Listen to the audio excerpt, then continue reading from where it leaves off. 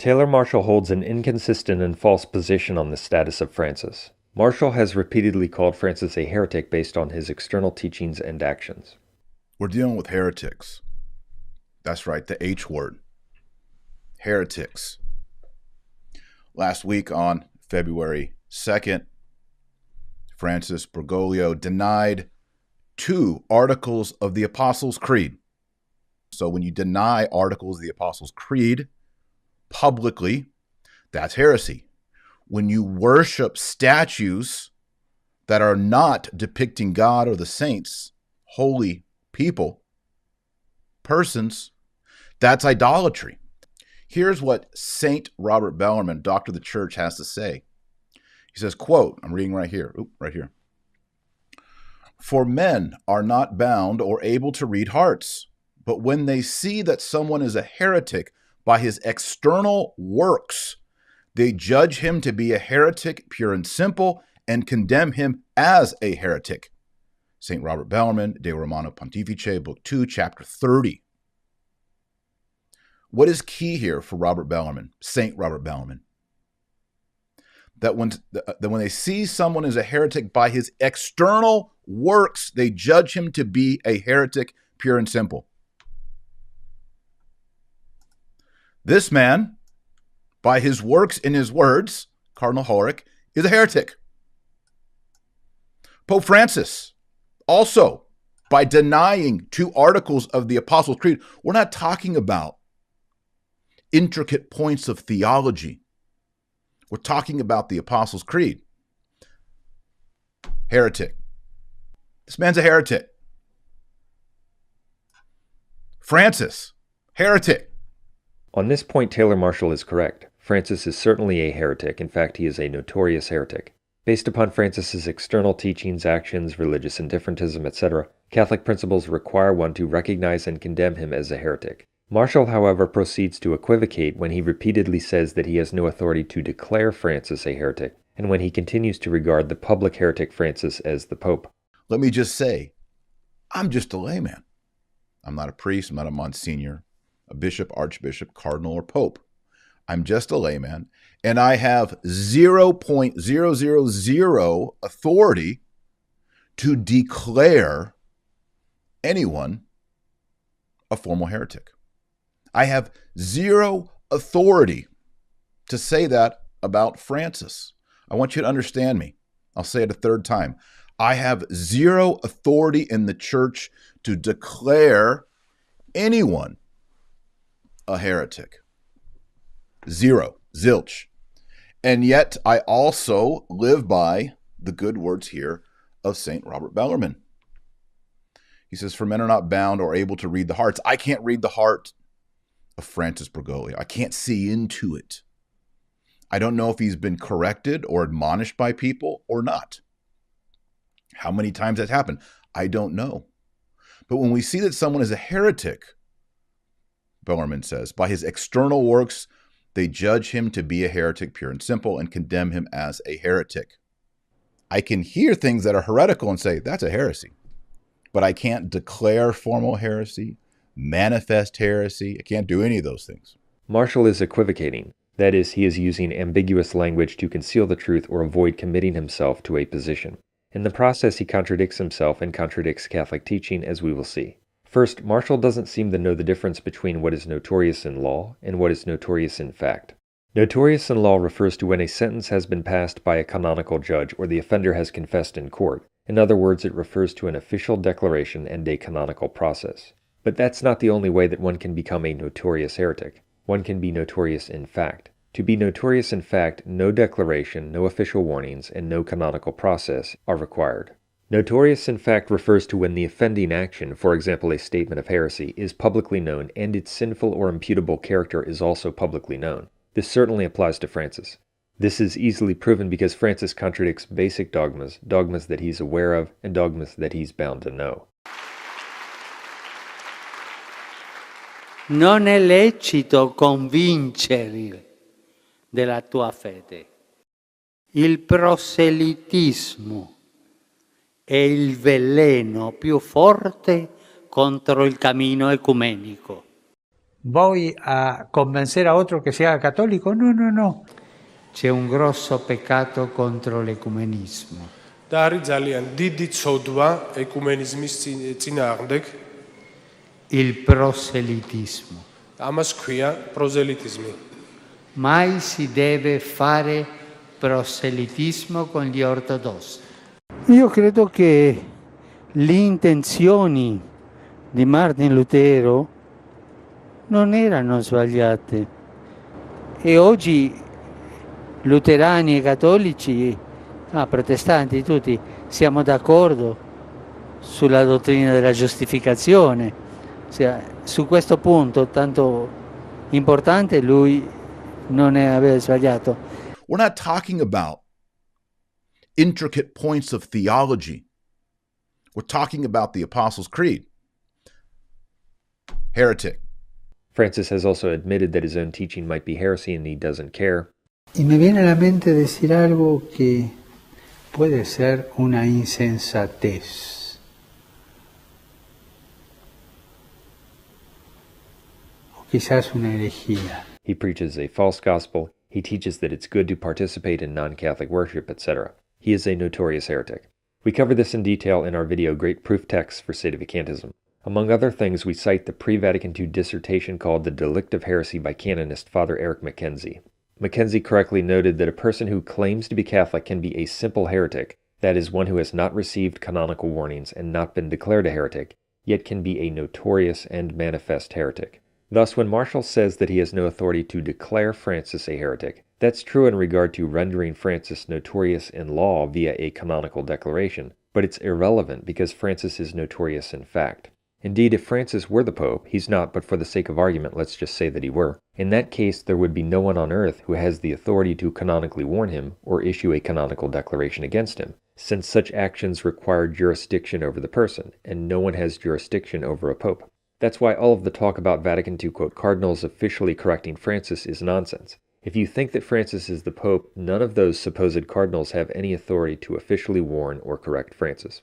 Declarations, however, could be issued against someone who is already recognized to be outside the Church and not the Pope by virtue of notorious heresy. Marshall also contradicts the teaching of Pope Pius XII. That's because Marshall admits that Francis is a heretic based on his external statements, such as his denial of articles of the Apostles' Creed and his rejection of the official teaching of Pope Pius XII in Mystici Corporis. But when you look at what Pope Francis has said, the text, and you look at what Pius XII has said about separating yourself from the Church and what Francis says about the communion of saints, it is opposite. But he still considers him to be inside the Church. That's a problem. Someone who is a heretic by his external works and statements does not profess the true faith. Let me repeat that. Someone who is a heretic by his external works, as Marshall admits Francis is, does not profess the true faith. It's completely contradictory to assert that Francis professes the true faith while asserting that Francis is a heretic against the true faith by his external works. This man's a heretic. Francis, heretic. Since Marshall rightly calls Francis a heretic by his external works, he must admit that Francis does not profess the true faith. But Pope Pius XII in Mystici Corporis teaches that, quote, actually only those are to be included as members of the Church who have received the laver of regeneration and profess the true faith, end quote. Since Francis does not profess the true faith, and it would be a blasphemy to say that he does in light of what he teaches, he cannot be considered to be a member of the Church. Therefore, he cannot be considered the Pope. If Marshall were consistent and faithful to Catholic teaching, he would affirm that since Francis does not profess the true faith, he cannot be the Pope. But he does not take that position. He still calls Francis the Pope and still considers him to be the Pope. Pope Francis. He contradicts himself, and ironically, he contradicts the official teaching of Pope Pius XII in Mystici Corporis, among others, one of the documents that he specifically cites to prove that Francis is a heretic. Pope Francis has taught something heretical yesterday. What's interesting about it is that it word for word contradicts the words of Pope Pius XII. Marshall also admits that Francis is a wolf who attacks the flock with heretical teaching. I thought this image was powerful of the wolf in the sheep clothing. Like I said last week, I'm not a shepherd. You're not a shepherd unless you're a bishop watching this. When wolves come in, let me put it back up. Here's the picture. When wolves come into the sheepfold, all I can do is go, bah, bah, look out, alert, alert, there's a wolf among us. When you're out with sheep, if a wolf runs into the sheepfold and the shepherd is away, those sheep are going to be, mah, mah, and they're going to be telling all the other sheep, there's a wolf here, look out, y'all are about to die, someone's going to get bit, there's about to be blood on the ground, a wolf is in the sheepfold. And I'm on the webcam right now going, bah, there is wolves, there is blood, there is danger amongst us.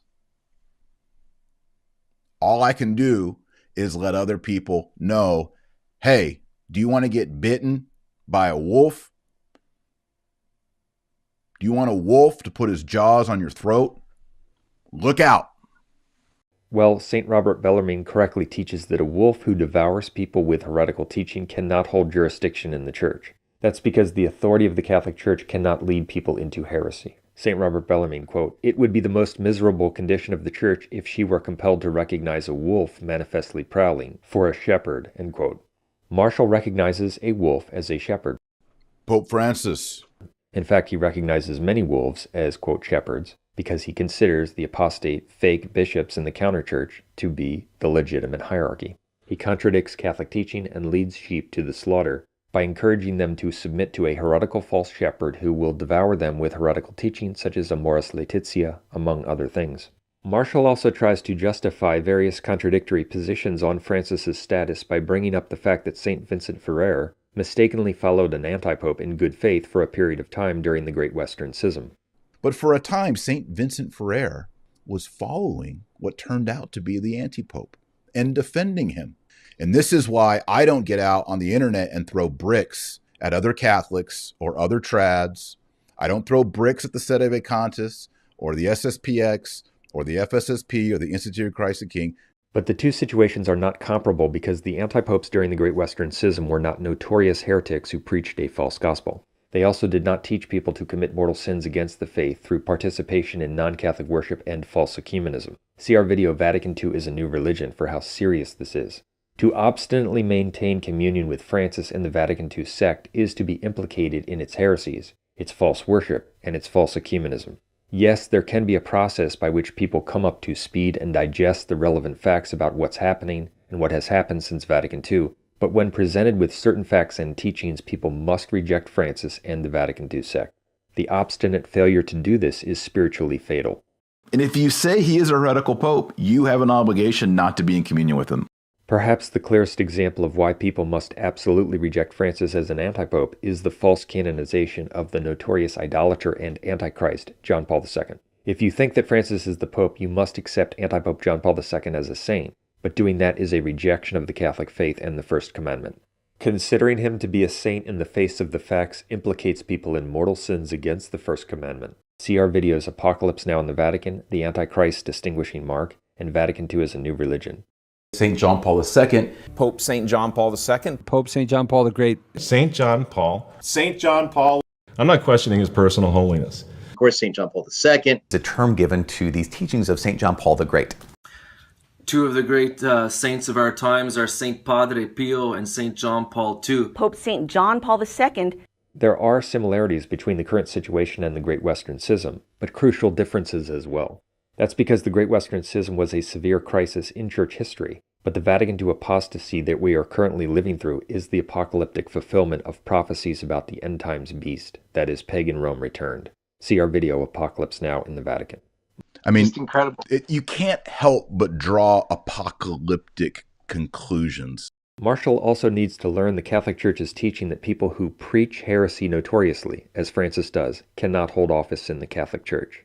If he says you cannot be separated from the church, you cannot be separated from the communion of saints, even with apostasy, he says you can deny your baptism and you are at home. Those are his words, not mine. That's heresy. So yeah, let's call a spade a spade. Let's call a heresy a heresy. Let's call a schism, and let's call an idol an idol.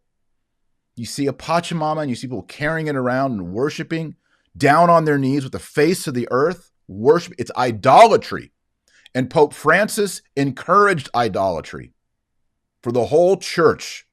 It's on video, it's on camera. We've shown it over and over. And he's promoting heresy, its destruction in the vineyard of Jesus Christ.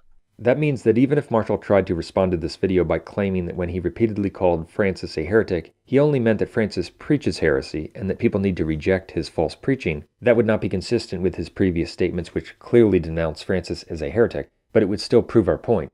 That's because the Catholic Church teaches that people who preach heresy, notoriously, cannot hold office in the Church. St. Robert Bellarmine, quote, "For that reason, Popes Celestine and Nicholas in the passages cited say that a heretical bishop, from the time he began to preach heresies, was not able to loose or bind anyone," end quote. Does Francis preach heresies? Yes. Does Marshall admit that he preaches heresies? Yes. And he's promoting heresy, its destruction in the vineyard of Jesus Christ. The fact that someone who preaches such things cannot hold authority is not merely St. Robert Bellarmine's opinion. He is rather citing the official teaching of Pope St. Celestine and Pope Nicholas, as we cover in our video. The same principle is also taught in the Catechism of St. Peter Canisius, among other things. I've spent a decent amount of time reading various things of St. Robert Bellarmine in Latin, and there's no doubt that St. Robert Bellarmine taught that people can be manifest heretics prior to any canonical declaration, official judicial process, etc. Those who tell you that St. Robert Bellarmine only considered people who are declared or canonically warned to be manifest heretics are either lying or don't know what they are talking about.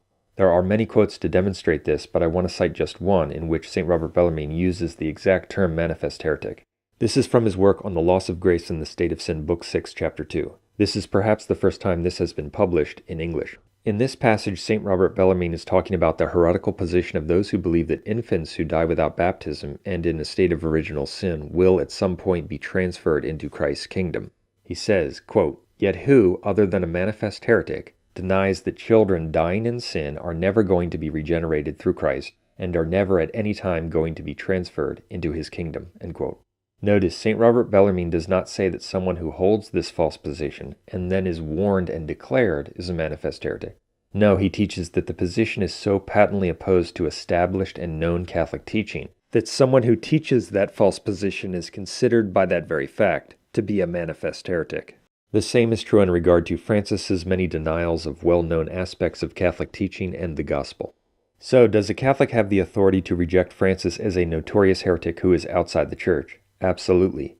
A Catholic has the authority and the obligation to recognize notorious facts, to reject people who preach a false gospel, and to distinguish between those who profess the true faith and those who don't. For example, if someone showed up at church and the priest were baptizing with milk instead of water, that's notoriously invalid matter. A Catholic would have the authority and the obligation to shun and denounce such an invalid ceremony.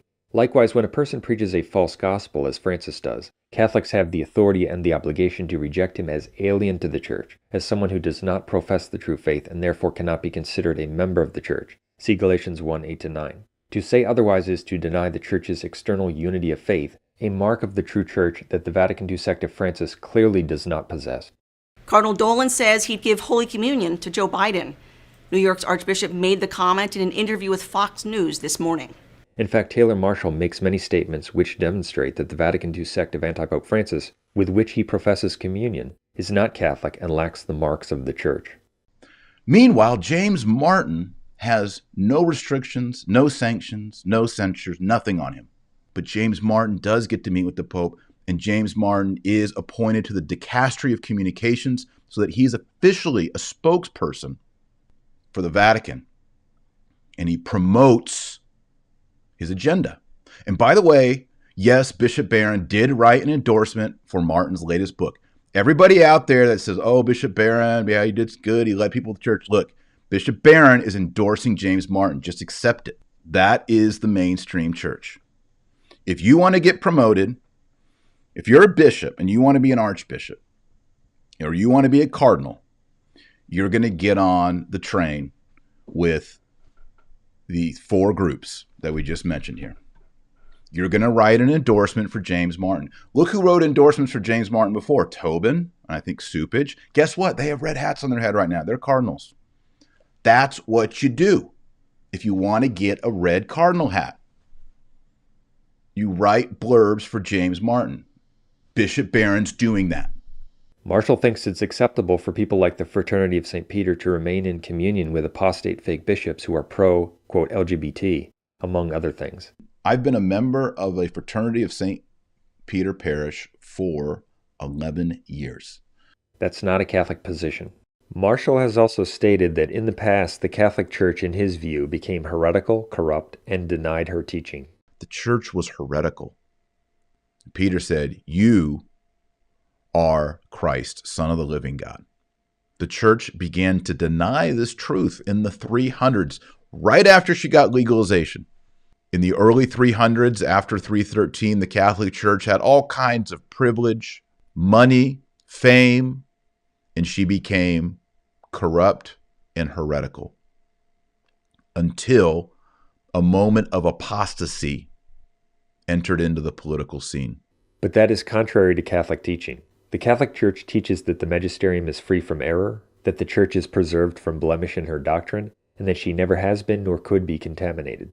Since Marshall wrongly thinks that the Catholic Church can become heretical, perhaps that's one reason that he fails to recognize that the Vatican II sect is not the Catholic Church. The problem with and the deception of Taylor Marshall consists primarily in the fact that since he decides to cover almost every breaking news story in the Vatican II sect, and he does say many true things, people who listen to him think they are well informed about the current situation, but they actually aren't. He provides some truth, but disastrously false conclusions. In that way, he is very deceptive. He keeps people in the apostate Vatican II sect, the prophesied end times counterchurch. Feels like a communist takeover of the Catholic Church. It's taking the buildings and the robes and the vestments and the language and the look and the feel of Catholicism, but it's using it to promote a secular agenda. It certainly feels apocalyptic. He keeps people in communion with false bishops and adherents of the Novus Ordo, who in many cases are much more liberal than he is. The good Bishop Joseph Strickland. And thus, while he may say many things that are traditional, he has no problem with people who adhere to the Novus Ordo. Don't worry, I'm not going to bash the Novus Ordo. Yesterday I went to confession, and one of the things I confessed was being prideful and judgmental and worried and concerned about the state of the church and corruption in the church and scandals. Later that night, which was last night, and I was thinking on that point of being worried and concerned and judgmental and all these negative thoughts and emotions about the Holy Catholic Church, Mother Church. And as I was, suddenly, I saw this beautiful woman. She had blonde hair. She was perfect, no wrinkles, no spots. And I immediately discerned that this was Holy Mother of the Church.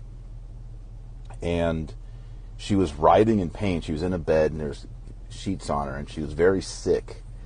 And I noticed that her breasts were engorged with milk, tons of milk. And there were babies and children crying out to her that were hungry, and she wanted to feed them, and she was upset. But she was so sick she could hardly sit up from her bed. And then I thought to myself, she's poisoned. She doesn't want to nurse the children because then she'll give them the poison. And then there was this voice, it was like God or an angel, I don't know, and it said, no, the milk is still pure. The woman that Marshall wrongly thinks is the Catholic Church is actually the Whore of Babylon, the end times counterchurch. Since he considers Francis to be the Pope, people who follow Marshall are also led to consider Antipope John Paul II to be a saint, but that's a rejection of God and a mortal sin against the faith. It is prophesied in the Apocalypse. See our video, Apocalypse Now in the Vatican. Well, JP2 went. I'm not weighing in one way or the other. He went every day. JP2 went every day. Well, good for him. He went every day. That's good. He had some good piety. St. John Paul II. I know there's people probably right now in the live chat and they're saying, yeah, but he's a saint, Taylor. He's a saint. He's a saint. He's a saint. He's a saint. He did good things. Eastern Europe, communism. Okay, I get all that. That's just one example of why taking the correct position on these matters is crucial. These facts, among others, are why people should not follow Taylor Marshall. I want to close this video by playing a short section from our video, Apocalypse Now in the Vatican. It deals with the prophecy in Apocalypse 17 about how the beast, that is, pagan Rome, returns in the last days and takes control of the city of Rome. The subversion and the inversion that we're seeing is really a conversion back to paganism.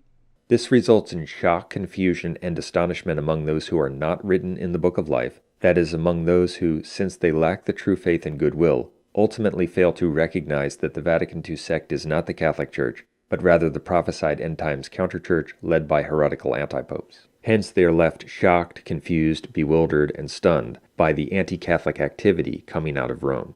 We play this because Taylor Marshall's reactions to the current situation, in which he repeatedly expresses shock and confusion, while he fails to embrace the correct conclusions and positions, are another precise example of the fulfillment of this prophecy. Yeah. That's outrageous. That the number one, European abortionist. Yes. He said she was a great woman or something like that. It's like, Forgotten what? grace. What? Yeah, she's getting a backslap and Bono's in there and all that, and it's just craziness, folks. Martin Luther was not wrong on justification. Really? This is heresy. And this whole thing is a prop up for Luther and his doctrine of justification, in which he says in the previous quote, he does not err. This is heretical, people. Yeah. That's shocking. I mean, the next one, this is Pope Francis. We are profoundly thankful for the spiritual and theological gifts received through the Reformation. Right. Really? Right. Like which one? Right, exactly. The rejection of penance as a sacrament, the rejection of extreme unction, the rejection of matrimony as a sacrament. Is that one of the good gifts? A divided Europe. I mean, it's craziness. This is nuts. Now the Apocalypse tells us that the beast was and is not and is to come, and that the people on earth who are not written in the book of life shall wonder when they see the beast that was and is not and is to come. The wonder at the beast refers to the shock, astonishment, amazement, and disturbed confusion people experience over what has happened in Rome after Vatican II. Starting with John the 23rd, heretical antipopes who were not validly elected to the papacy took possession of the Vatican in accord with prophecy, and this led to the Vatican II revolution.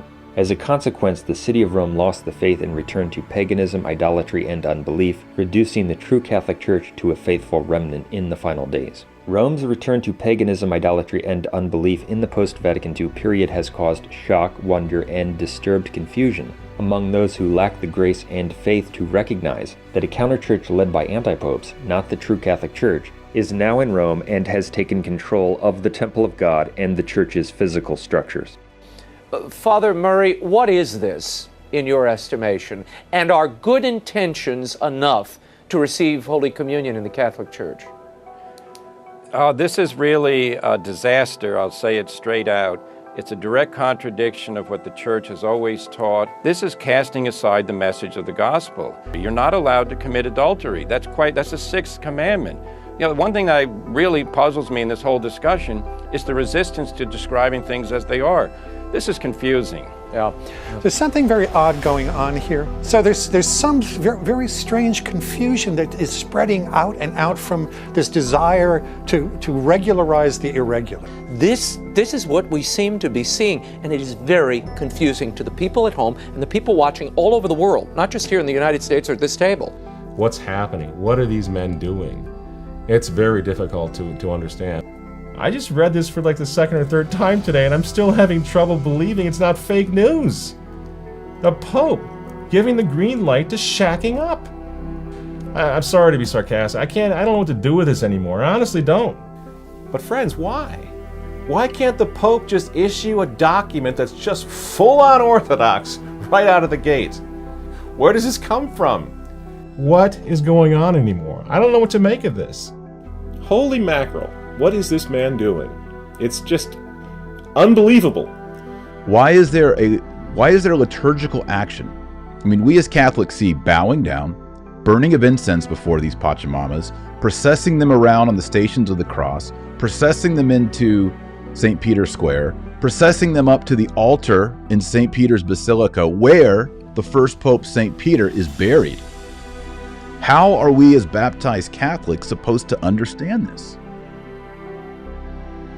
I don't know. What do you do with this? How much worse does it have to get? How much more absurd does it have to get? Heck, what is going on?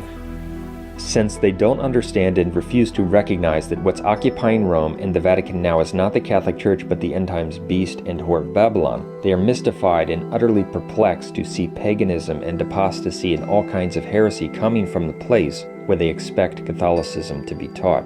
This is the prophesied wonder at the beast. The reaction of so many to the paganism and evil in post-Vatican II Rome is a very striking and clear fulfillment of this prophecy. What's happened at this synod is the exact opposite. What they're doing is they're taking a world which still has remnants of Christian truth to it, and they're paganizing it. All right, in 2019, I was shocked, truly shocked, that Francis would issue the Abu Dhabi document. Well, Pope Francis has shocked the world and shocked those inside the Catholic Church regarding his statement on God willing the plurality of religions.